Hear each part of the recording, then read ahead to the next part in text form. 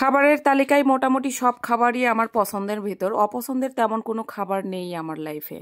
তো hello everyone, আসসালামু আলাইকুম। সবাই কেমন আছেন? আশা করি সবাই ভালো আছেন। আমি আল্লাহর রহমতে ভালো আছি, আপনাদের দোয়ায়। খাবারের তালিকায় যেসব খাবার থাকে সব খাবারই মোটামুটি আমার চলে, এক কথায় অপছন্দের তেমন কোনো খাবার নেই। শুধু একটা খাবারই আমি আজ পর্যন্ত খেতে শিখলাম না, বা ওটা আমার এটা হচ্ছে যে ধনিয়া পাতা। তবে ধনিয়া পাতার চপ খাইতে পারি, কিন্তু কাঁচা ধনিয়া পাতা যে তরকারিতে দিয়ে বা মুড়ি মাখা, আপনারা অনেক কাঁচা খেতে পছন্দ করেন সবাই অনেকে, কিন্তু ভাই আমি এখনো এইটা শিখি নাই, কারণ ওই স্মেলটা আমি নিতে পারি না। কারণ অনেকবার ট্রাই করছি, শুধু এই খাবারটা বাদে মোটামুটি সব খাবারই আমার পছন্দের তালিকায় থাকে। তবে সব খাবারের মধ্যেও মানুষের থাকে না যে মোস্ট পছন্দের, এক কথায় অনেক ফেভারিট।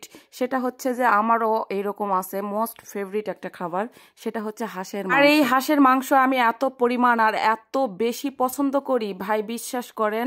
আমি এক সময় এই হাঁসের মাংস সব সময়, বিশ্বাস করেন, আমার ফ্রিজে আর কিছু থাক না থাক, আমার ফ্রিজে মাঝখানে কিছু জিনিসের জন্য বা কিছু প্রবলেমের জন্য হাঁসের মাংসটা ওইভাবে খেতে ইচ্ছে করছে, বাট ওইটা আমি ওইভাবে নিজের নলেজে নিয়ে আসিনি যে খেতেই হবে বা খাবই।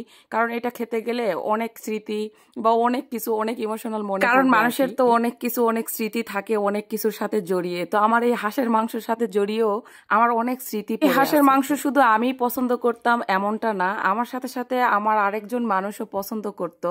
আর এই জন্যই বিশেষ করে আমি হাঁসের মাংসটা এখন স্কিপ করি, ওইভাবে আর খাই না। কিন্তু অনেক দিন পর আজকে রাত, বিশ্বাস করেন এই ভিডিওটা কিন্তু অনেক রাতের, যদিও আমি আপনাদের সাথে এখন শেয়ার করি। আর এটা কিন্তু মূলত রাত 11টার দিকে করা এই ভিডিওটা, কারণ ওই রাত 11টার সময় হুট করে মনে হয়েছে যে আমি হাঁসের মাংস, আমার তো কোনো কিছু খেতে চাওয়া একদম রিসেন্টলি খেতেই হবে। আমার যখন খাওয়ার ক্রেভিং ওঠে তখন আর আমাকে কেউ আটকাইতে পারে না। আর তাই রাজশাহী শহরে হাঁসের মাংস এত রাতে কোথায় পাওয়া যাবে, তো দুইজন মিলে বসে থেকে একটু ভাবাভাবি করলাম, একটু খোঁজ খবর নিলাম, দেন খোঁজ খবর পাইলাম একটা রেস্টুরেন্টে। আর এই রেস্টুরেন্টে যে আমি আসছি, যে বাইরে যে ভাই একটু ভিডিও করব লোকেশনটার, আমি সেটাও তাহলে বোঝেন তাহলে কি পরিমাণ হাঁসের মাংস খাওয়ার ক্রেভিং উঠছিল আমার, যে বাইরের লোকেশনটা যে আপনাদেরকে একটু শেয়ার করব সেটাও পারি নাই।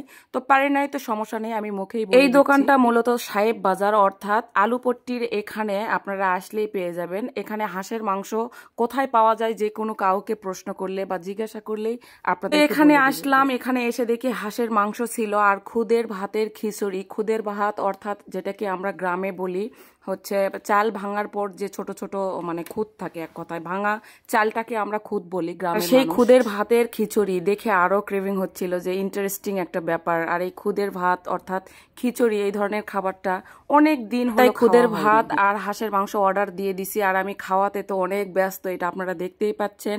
আর এত রাতে এই সময় হাঁসের মাংস খাওয়ার রিজনটা হলো এরকম, যে হাঁসের মাংসটা আর খেতে পারবো কিনা জানি না, বা কপালে জুটবে কিনা জানি না। এটা বললাম কেন, এটা অবশ্যই আপনারা আরো সামনে কিছুদিন গেলে দেখতে পারবেন বা বুঝতে পারবেন, যদিও আমি সেটা এখন এই মুহূর্তে শেয়ার করতে চাই। যাই হোক, আমার ভিডিওটা এই পর্যন্তই। ভালো লেগে থাকলে অবশ্যই রুষামণির পাশে থাকবেন, আর আগামী ভিডিও পর্যন্ত সবাই অনেক অনেক ভালো থাকবেন। আল্লাহ হাফেজ।